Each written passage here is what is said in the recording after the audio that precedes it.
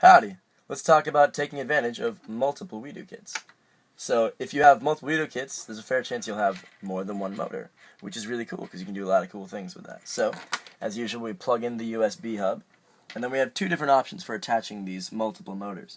Now, first of all, see how the motors are made? They have bricks on top of them, like this, so you can stack the two motor plugs on top of each other. This is convenient. It saves space. We leave this port free. However, it means that these two motors will behave exactly the same, which is kind of useful in some cases.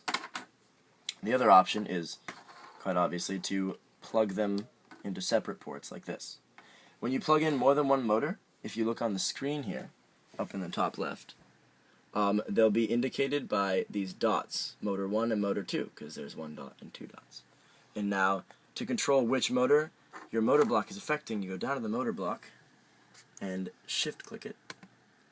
And now it has one dot above it, or shift-click it again, and it has two. And that's how you control which motor it affects. You can keep shift-clicking it and get more dots, but obviously if you don't have a 4-dot motor, you don't want the 4 dots. Cool. So if you're, like we said, if you're running out of ports, you can plug in another WeDo serial hub over here.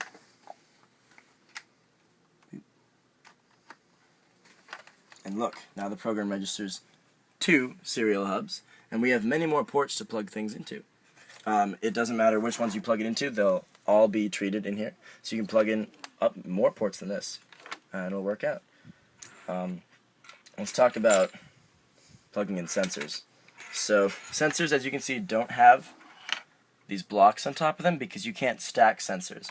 Sensors need to be plugged in on separate ports so we can read each of them separately. Let's see. So, clip. There's a sensor, and you see our first tilt sensor has appeared.